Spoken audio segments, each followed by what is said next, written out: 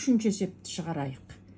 С абысыды дұрыс төртбұрышты пирамида берілген, барлық қырлары бірге тең. С мен абысы жазықтығының арасындағы бұрышты тап дейді. Енді берілген жаздық С абысыды ендігі басқа элементтерін жазайық берілгені, яғни жазамыз. Так. С тең СВ, ол тең С, ол тең СД. Және табанның қабырғалары АБ тең ВС тең АС, СД тең АД. Бәрі бірге тең. Табу керек. Так, табу керек. Бұрыш СА түзуімен абысы жазықтық арасындағы бұрышты.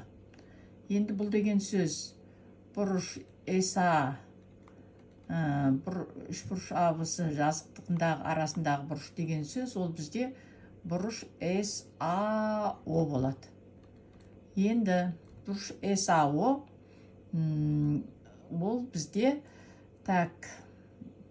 бізде СА бірге тең. Енді осы жерден асын табатын болсақ, бұл түбір астында АБ квадрат қосылған ВС квадрат. Тең түбір астында 1 қосылған 1 тең түбір асты 2. Енді АОны табайық. Ол асының жартысы. Сонда түбір асты 2 бөлінген 2. Енді үшбұрыш САОны қарастырайық. Осы жерден бұл тік бұрышты үшбұрыш. Қарсы жатқан катеттің, іргелес жатқан катеттің косинус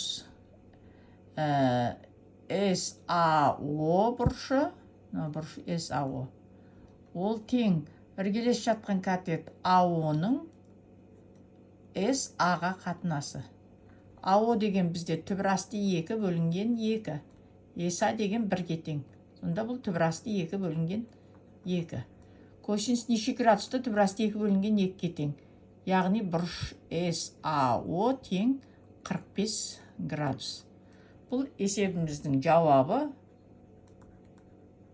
45 градус болады екен.